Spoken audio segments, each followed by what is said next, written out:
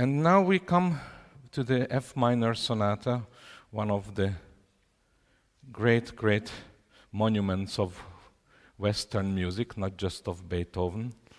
And of course it's very well known, but every time I hear it and I play it, I'm deeply moved by it, and you cannot stop being amazed and by the greatness of it. It is not called Appassionata by the composer. This came from the publisher. However, Beethoven was not against this name.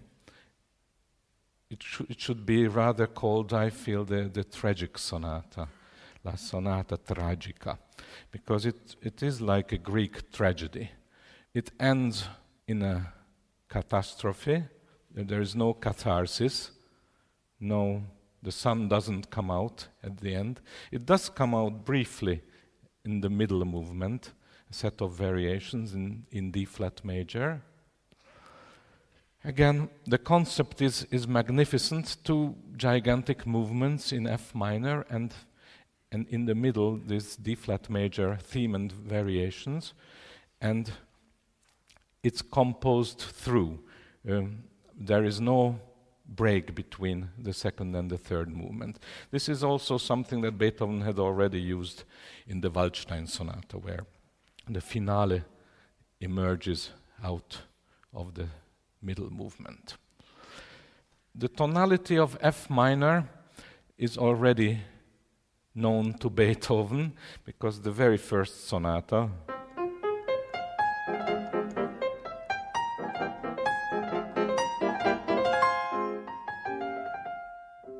Opus 2, number 1, from the year of 1794-95. We talked about this very often because it's this first sonata, and it starts with this Mannheimer rocket motif. This is this device that was invented by the composers of the Mannheim school, people like Stamitz and Dittersdorf, etc. This sonata that we are now talking about starts very differently. It's one of the most brilliant and imposing piano sonatas of Beethoven, and yet it starts pianissimo. Isn't it curious how many of Beethoven's piano sonatas start pianissimo? Actually, there is only one sonata that starts fortissimo, the Hammerklavier. That's the only one. And then there are many that starts forte, but the majority of them starts pianissimo and misterioso.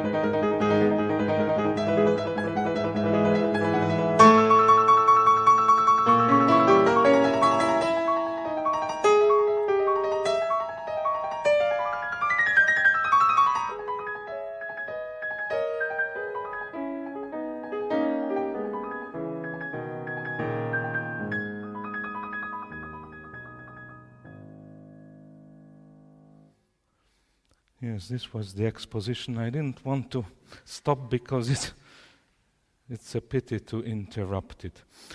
Let's examine a few of the details of this exposition. Very important is this unison beginning. However, the two voices have a distance of 2 octaves between them. So that way they sound even more dangerous. There's an extreme feeling of danger, of something terrible about to happen.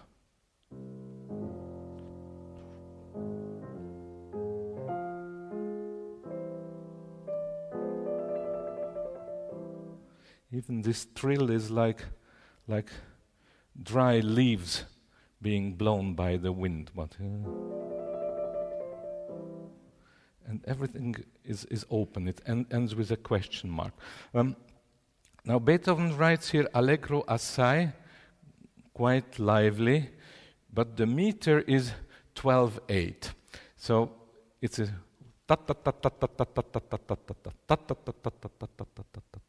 this is very important.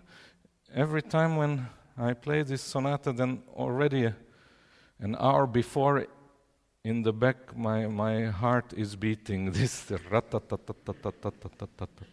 Now, most of you know this piece very well, and yet I don't want to make an examination here, but if I ask people to sing the beginning of this sonata, then people sing ta ta ta ta ta ta ta ta ta ta ta ta.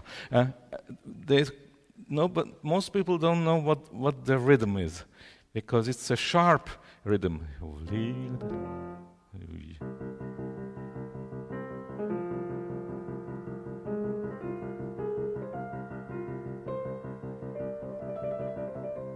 So the beginning of this piece is not like an introduction, and the piece will start here. That is already a continuation, but the piece starts with the very first note. It sounds like something very obvious, but you don't hear it that way very often, because the interpretation of this movement is one of the hardest things in piano music, to hold it together, to hold the different elements together. So that is the rhythm of 12/8. And in bar 14 something happens.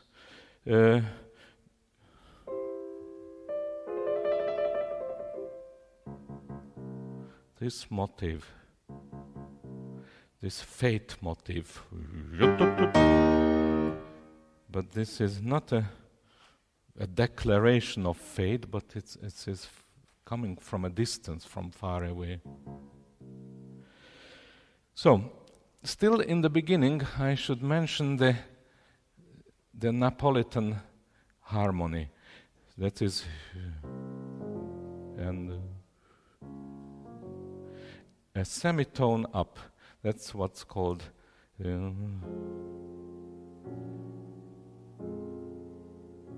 this is the Napolitan 6th chord. And this is very, very characteristic in the whole sonata.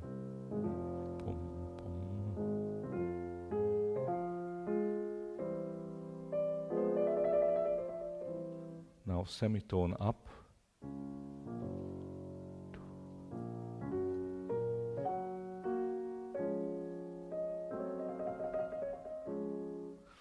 He reverses his idea. In the Waldstein we had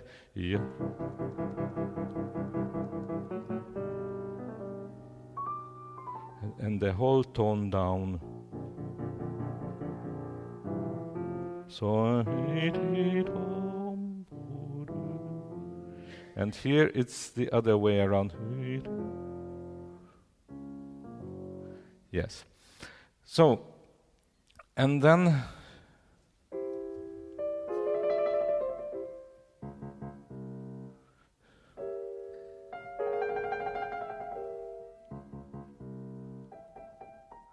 poco ritardando, and comes this first volcanic eruption.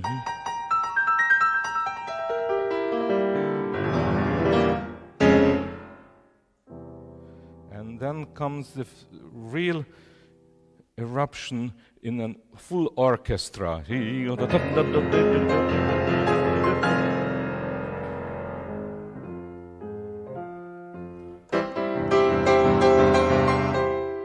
So even here, this is not something beyond control, but it is a syncopated way of writing 12/8.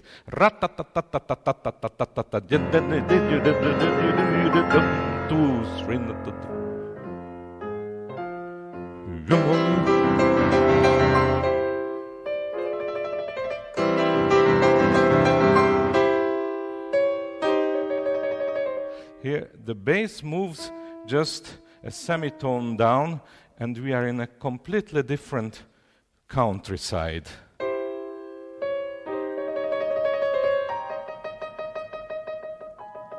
You hear this knocking rhythm of the repeated quavers.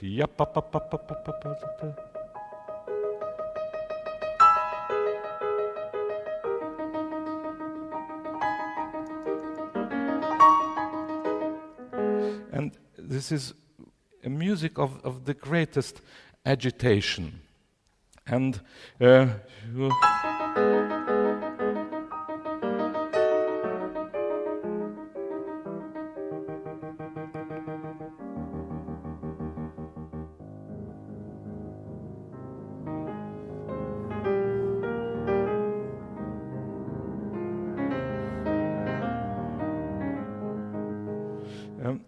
the storm gets a little calmer.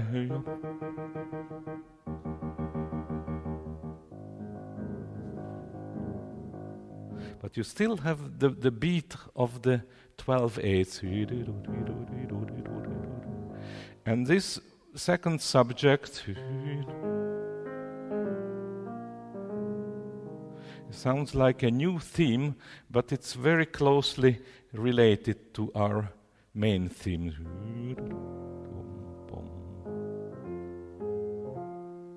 It's almost like an inversion in the major, parallel major.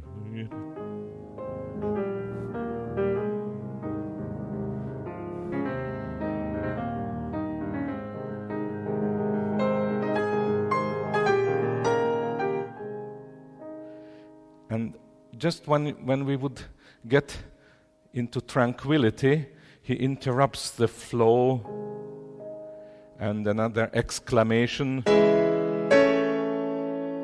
and then again in A flat. This is a Napolitan 6, and then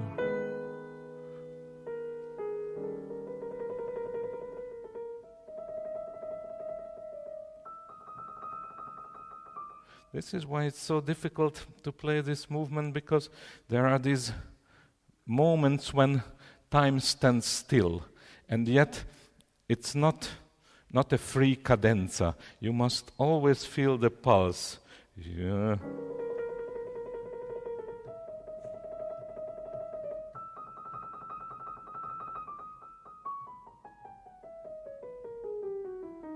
This passage is my goose pimple passage. So you must feel this incredible, but you feel when yup.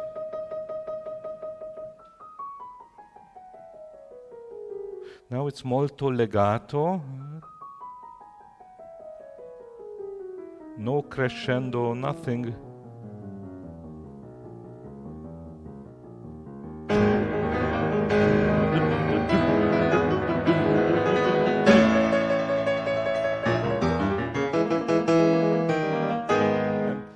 Here comes the storm. So,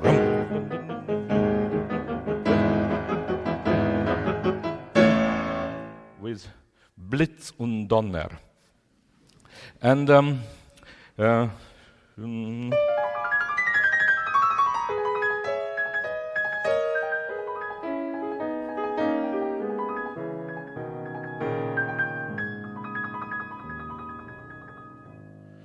I think this sonata has at least as much to do with Shakespeare's Tempest as the D minor. So this is the end of the exposition. Now starts the development.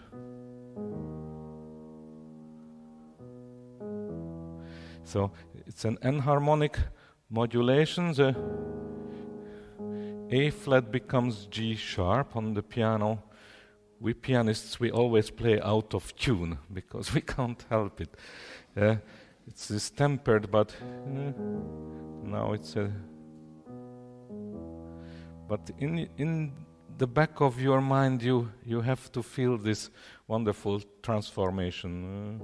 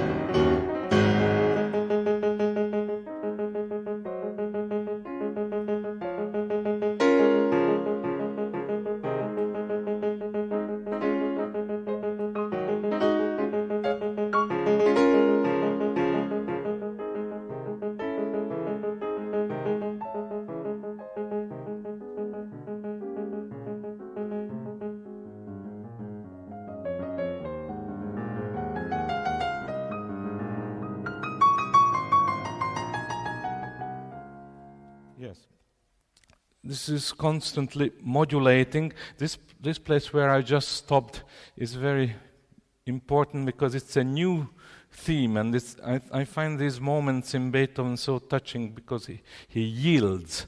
He shows such a human side of him.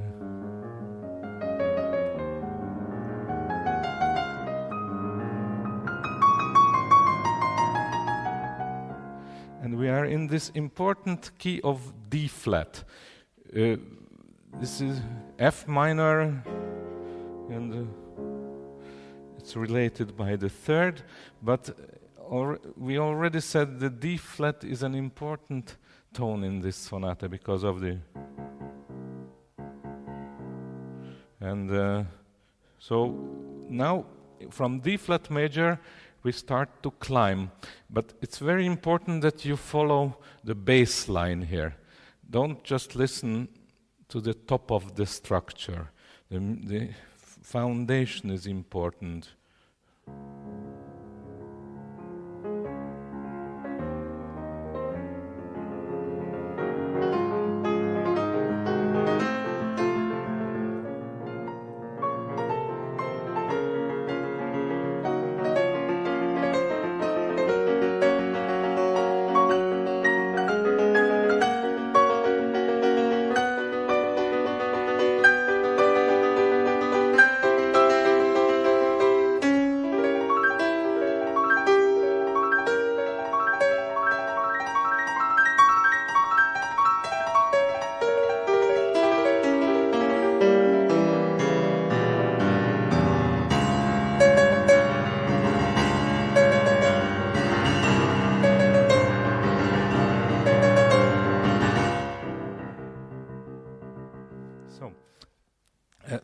We hear this wonderful second subject,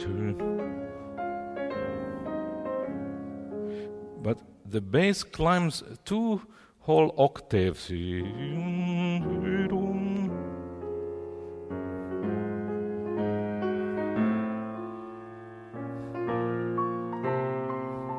You hear this,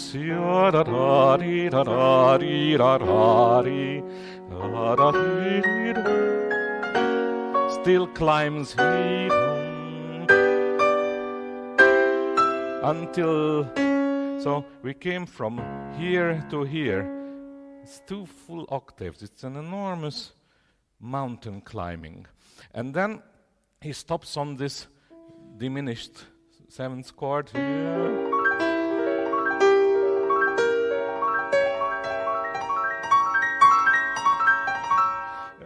He uses deliberately the pedal here. He's the first great composer who writes for the pedal, and he puts this in his score, and it should really not be changed. There should be an enormous sonority here.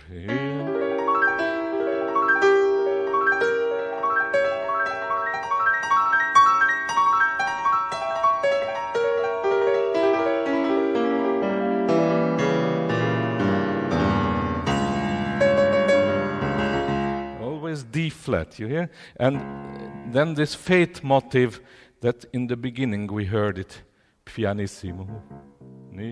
But here it is really like an apocalypse.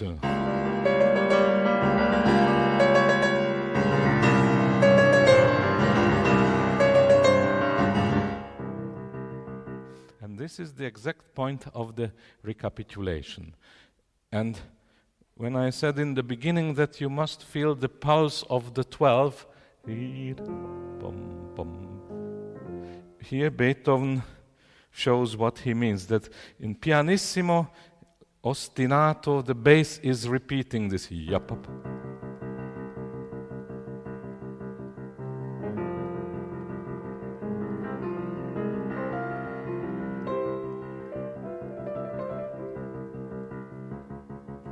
Then it moves up at semitone.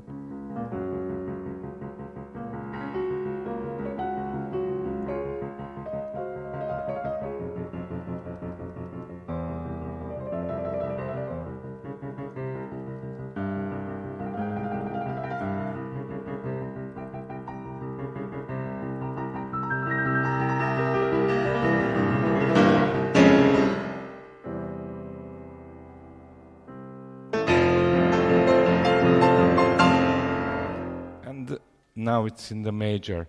The recapitulation, I don't want to go through every detail of it, but you feel the unbelievable energy and the agony of this music. I always feel on the being on the verge of a heart attack here. And if it happens in a concert, that would be a nice way to finish.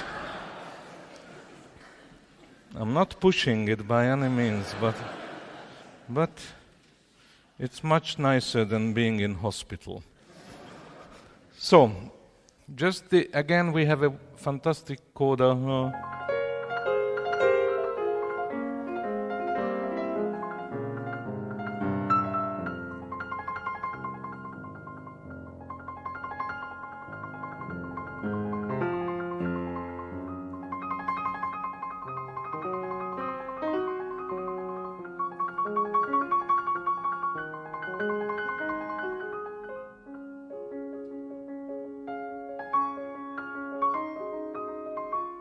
Again, he cannot get away from this D flat major. He loves it.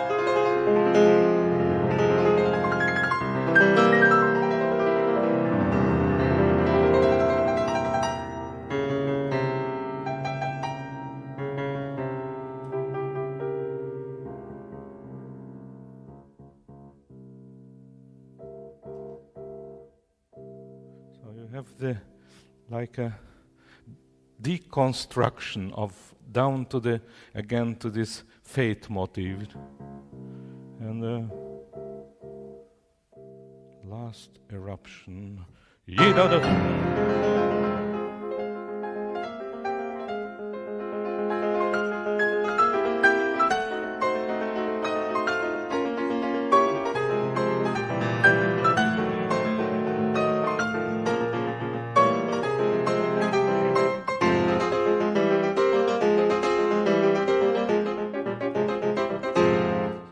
Have the 12/8 beat, and it is like the last judgment, really.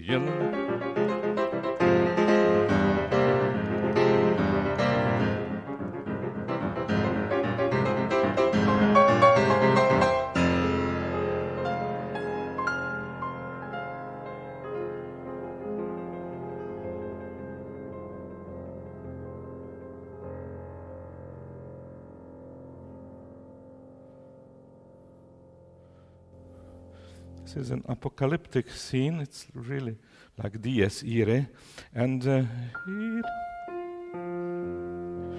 he plays all the notes F that were at his disposal on his keyboard. Let's not forget that in Beethoven's time the keyboard was about this long, and now we have a lot more, but the music has not become better.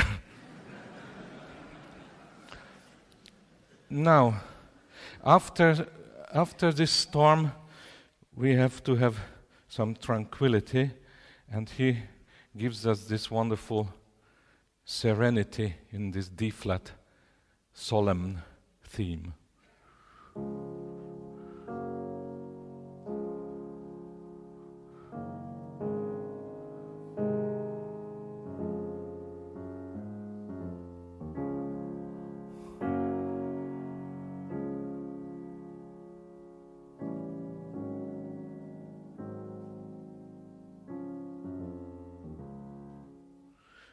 Andante con moto, so in a walking space, not too slow, and it's in D-flat major. It's a very simple theme.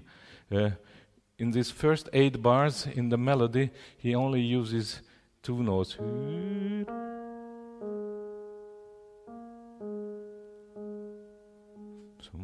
But again, we should follow the bass.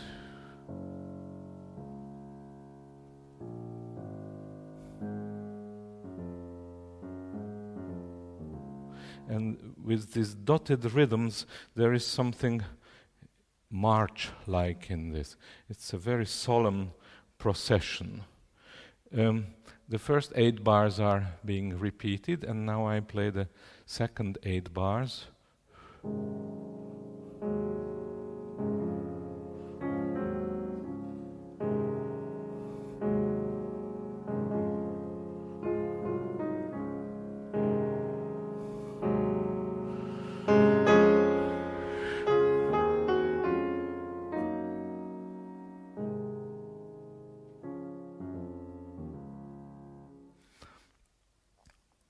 What we hear immediately here, the dark sonority.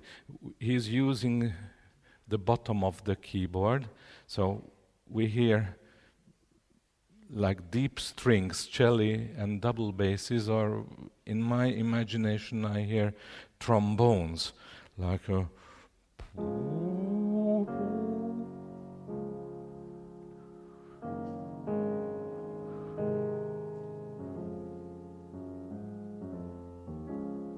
something very festive, very solemn. We have a theme and 3 variations plus a coda, and there are 2 tendencies that we should observe here. One is the tendency from going from darkness into light. It's getting lighter and lighter until in the last variation it seems like the sun has come out. The other tendency is that he starts in larger note values, and the note values are getting smaller and smaller by each variation. Here we have crotchets or quarter notes. 1, 2, 1, 2. The first variation is in quavers or in eighth notes, whereby the left hand plays staccato and the right hand plays staccato and the left hand plays legato.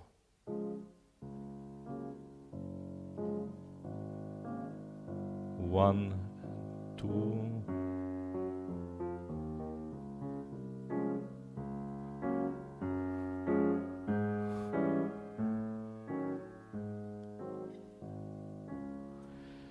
We are still in the dark, and the second variation comes a little bit nearer to the light. Now we are in semiquaver motion, or in 16th notes, and molto legato.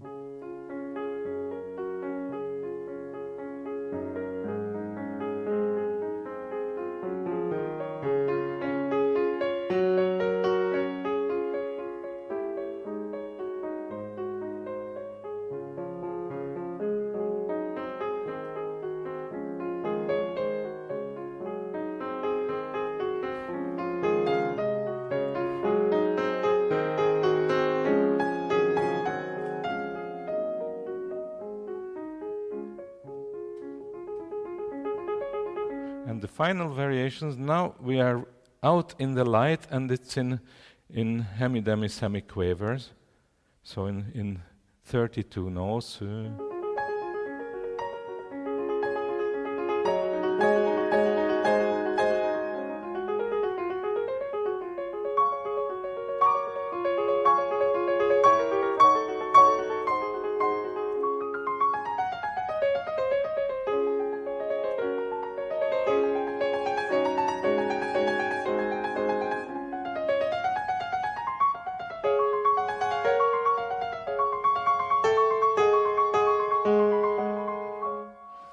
And after the apotheosis of this,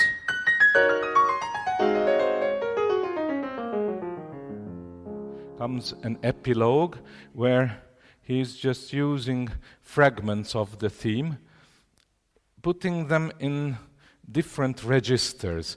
It's always wonderful with Beethoven that the piano almost never sounds like a piano. I mean, I hope it doesn't.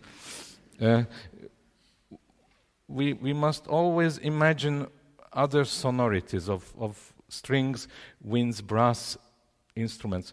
On the other hand, God forbid that somebody should orchestrate these sonatas. They are good for the piano, and the piano should express millions of colors, but it should not be played by 100 people who don't rehearse enough. So let's play now the end of this movement. Again the brass, now the woodwind play with the cello. Again the woodwind.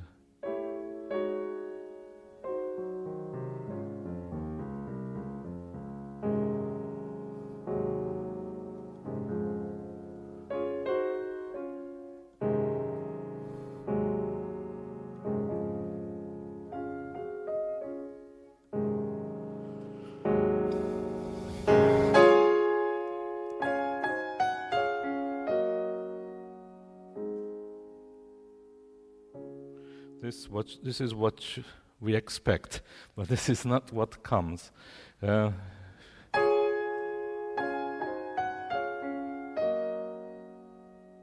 last note.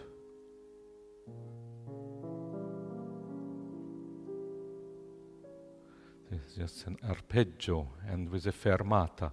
So again we are back to the danger. And he repeats this chord, the left hand arpeggio and the right hand as a chord. He puts the word secco, dry. So before we had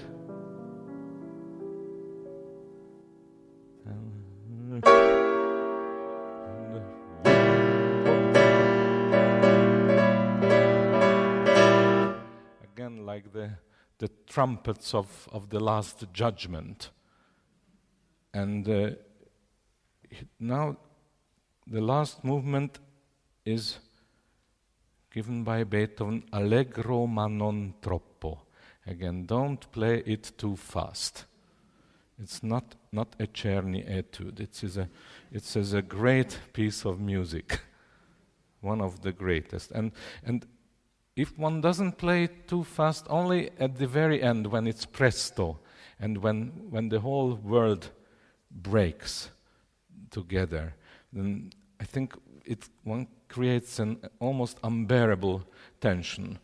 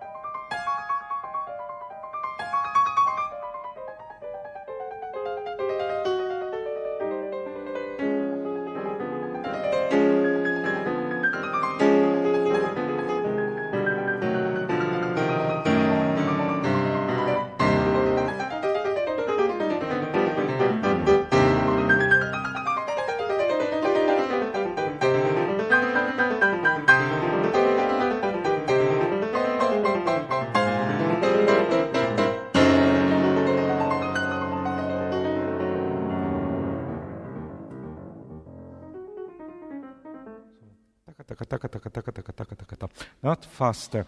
And the genius of Beethoven is that everything connects to everything else. So when we remember in the first movement the Napolitan transposition here. So again here.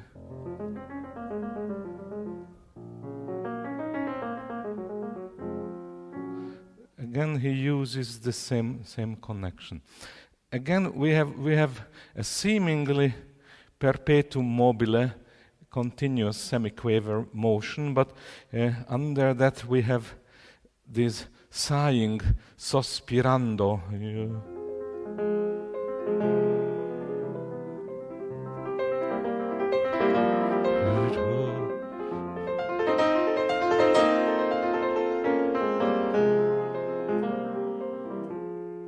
So one has to find the main motives often behind the small notes. As in the first movement, also it's important in this sonata the lack of repeats. The exposition is not repeated. This is almost unheard of before, because usually in a classical sonata the exposition is being repeated, and Beethoven breaks with that tradition. It shows how much he is trying to go into new directions. In the first movement there was absolutely no repeat, and in this last movement the exposition is not repeated. On the other hand, the following section, the development and the recapitulation, is being repeated. And again, this creates, like in the Opus 54 sonata in this movement, again we have very interesting proportions. Rather short first half and the gigantic second half plus the coda. Let me play a little more of the development.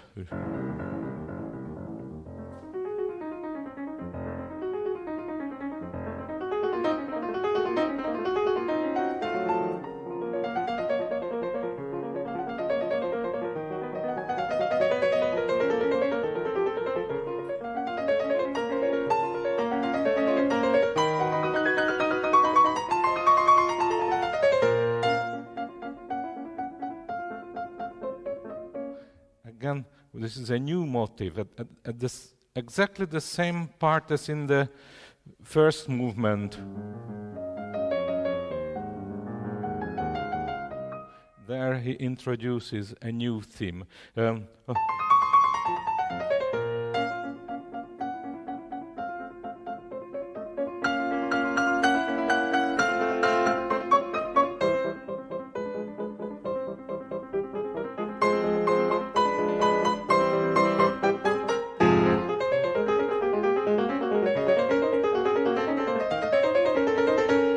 Like a two-part invention of Bach, imitating, and then he has enough of this imitation and he breaks out in a unison.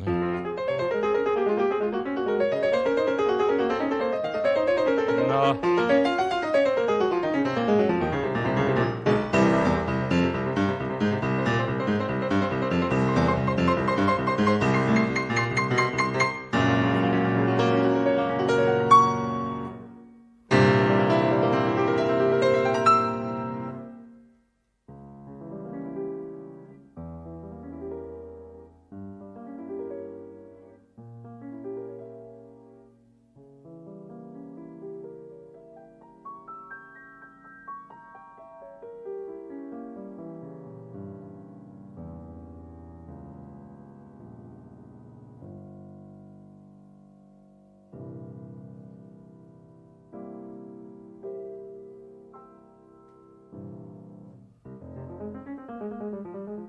This is the recapitulation.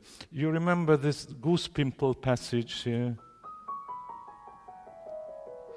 So again, this mirrors that passage in the first movement. Again, pianissimo and no crescendo on the horizon, and again, very exact instructions of where to hold the pedal down and where to release it. So all in one pedal. Now he will release it on the G, and again the dominant is on the pedal.